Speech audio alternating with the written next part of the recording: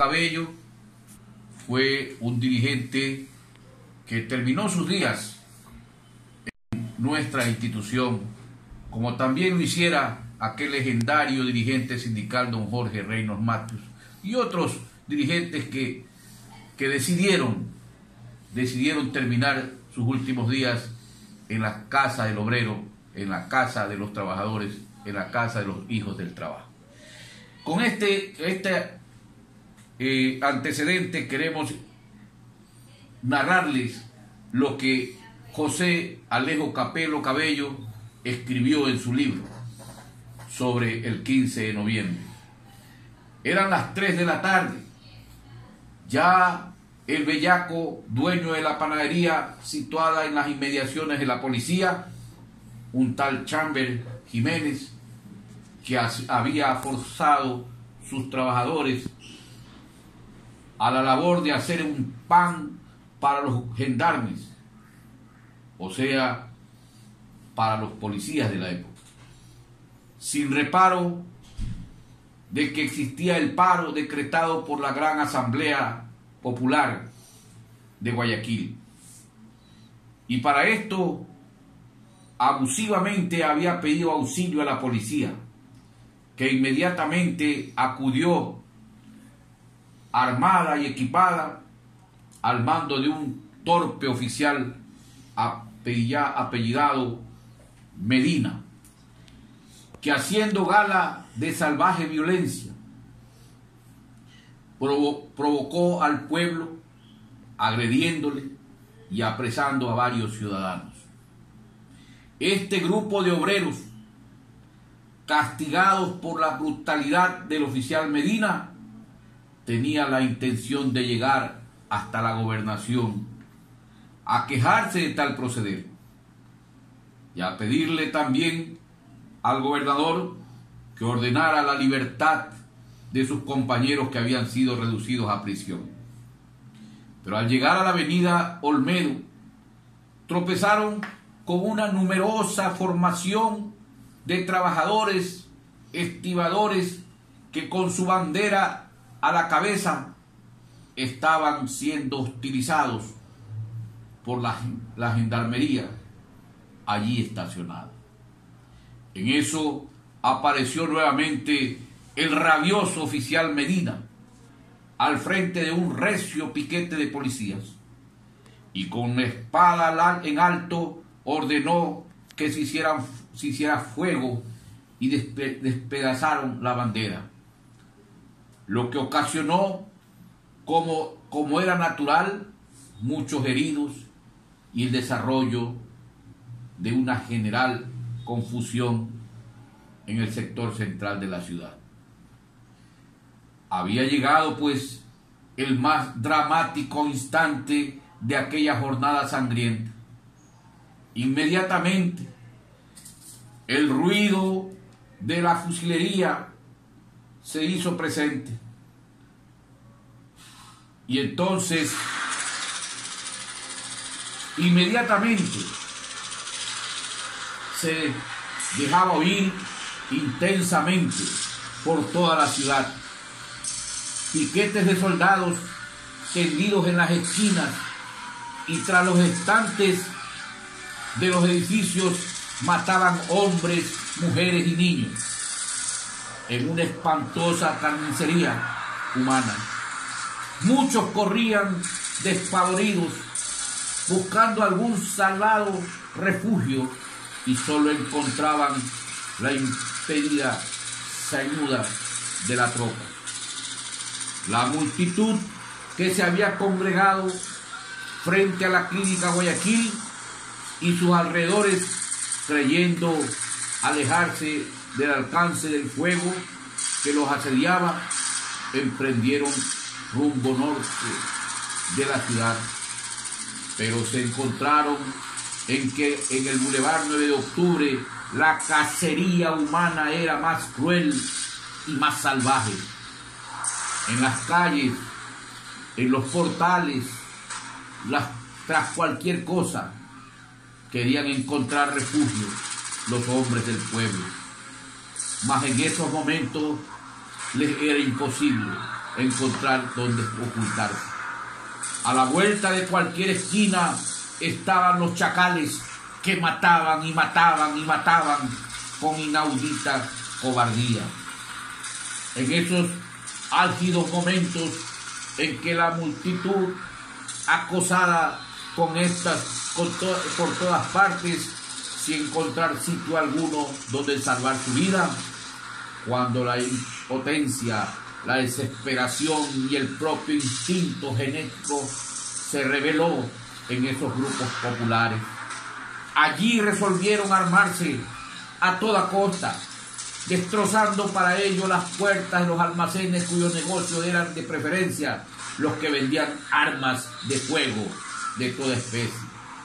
He aquí la causa de tal resolución: buscar con qué defenderse, hacerle frente a la soldadesca que en una embriaguez de caníbales disparaban contra ellos, que no tenían ni siquiera un simple garrote. Muchos de aquellos que consumaron esta desdicha aventura agarraron las armas que encontraron más a mano, revólveres, escopetas, carabinas, etc., pero no lograron obtener las cápsulas necesarias para las armas que querían utilizar. O sea, no habían pertrechos, no había munición. Esto los perdió, pues ellos fueron más crueles e inhumanos de alma primitiva.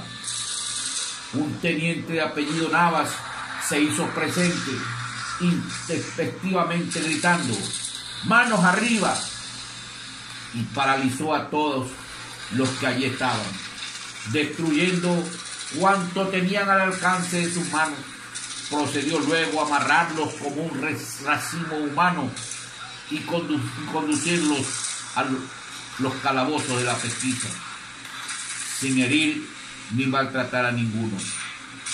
Y en las inmediaciones de la calle Panamá, un oficial del Marañón apresó a 2 individuos que querían escapar de ser asesinados, resultando que uno de ellos era serrano y el otro costeño. Al costeño le corrió a balazos, al otro, al serrano, le reprendió diciéndole: me admira que usted, siendo serrano, se meta en esas cosas. Cuando algunos de los que propiamente como malvados hurtaron objetos más o menos de valor en los almacenes, armados por la turba, se creían salvados de todo peligro, eran sorprendidos por pelotones de pesquisas, policías, bomberos, etc., que con derecho o sin él hicieron gran acopio de la mercadería, cuyo paradero lo ignoraron las autoridades, no así la opinión pública. A las 6 de la tarde, después de 3 largas horas que duró este cobarde y horrible carnicería, la soldadesca se alineó sobre el Boulevard 9 de Octubre hacia el norte por la calle Pedro Carlos, sonriente y satisfecha de haber cumplido su deber.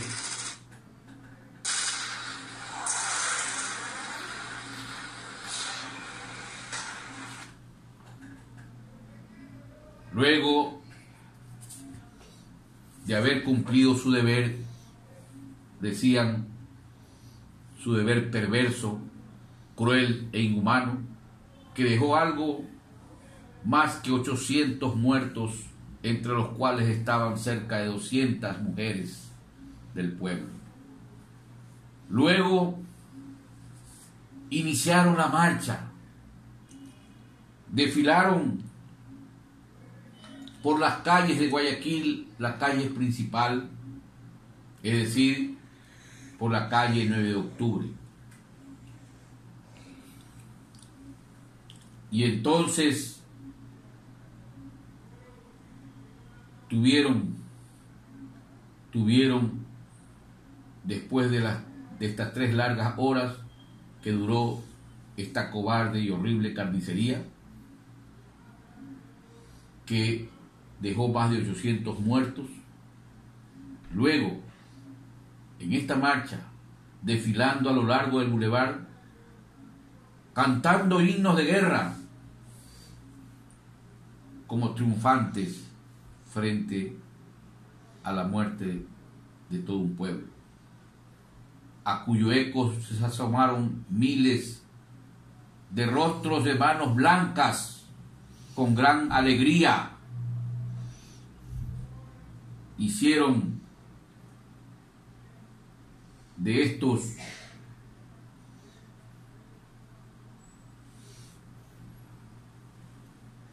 una alegría.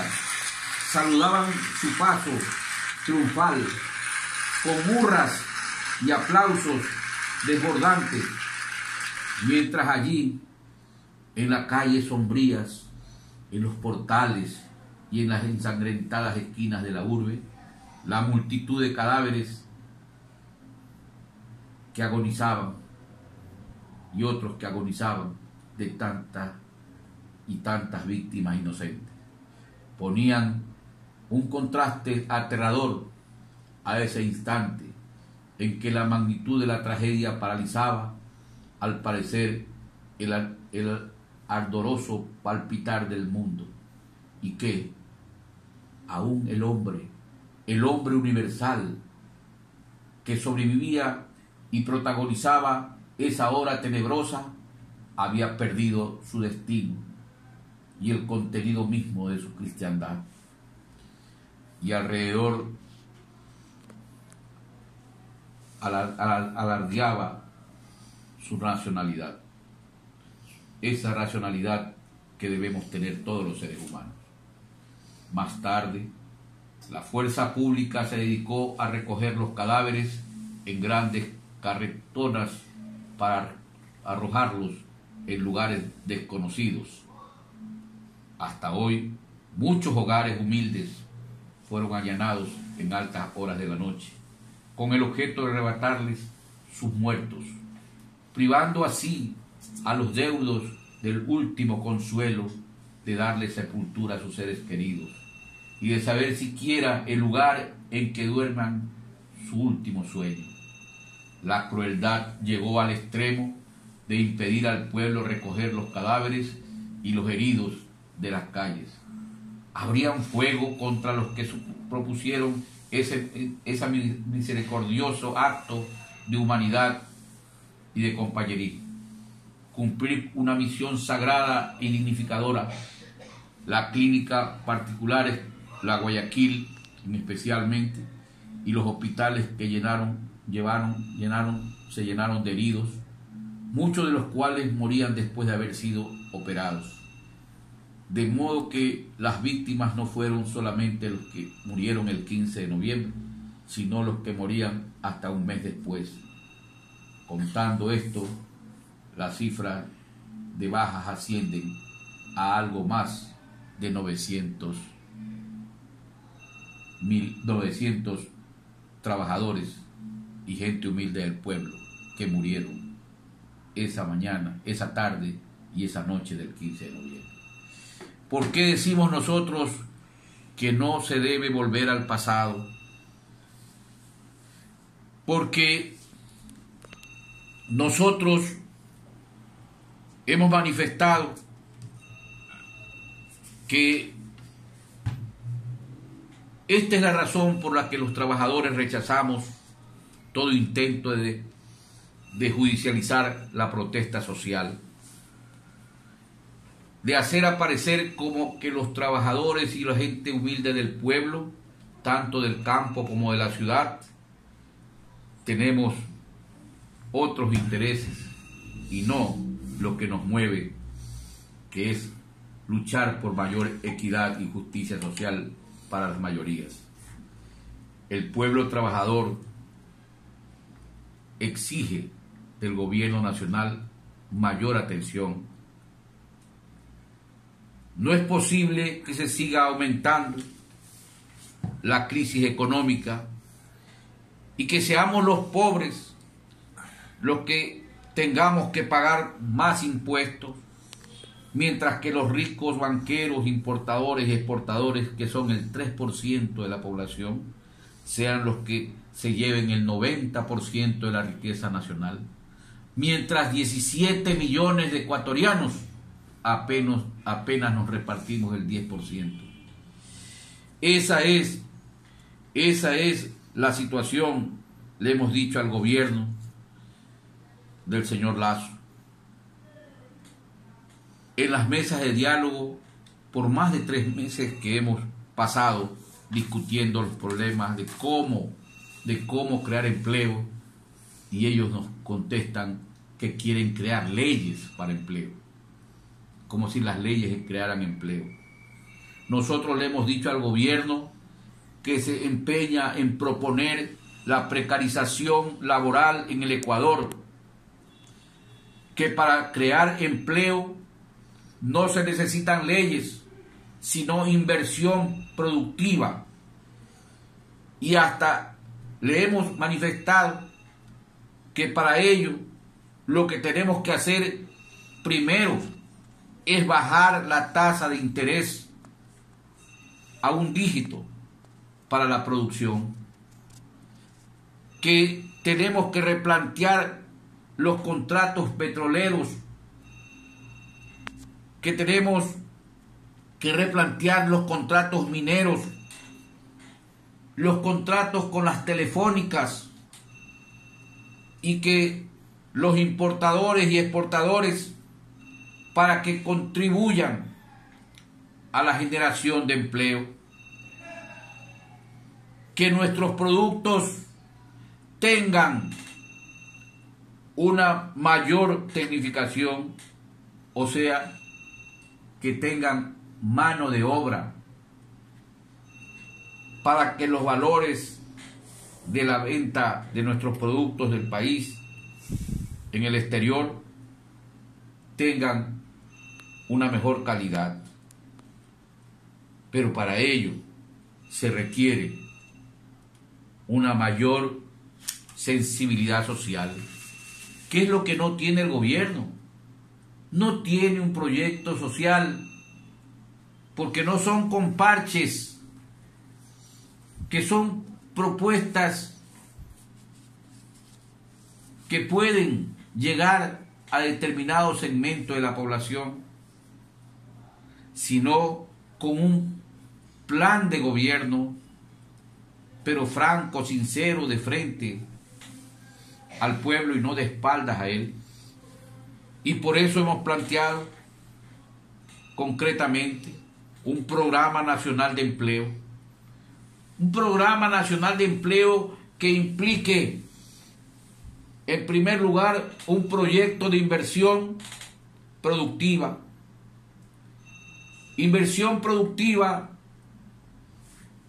para lo cual tenemos campos, tenemos el mar, tenemos las tierras fértiles y tenemos fundamentalmente la gente.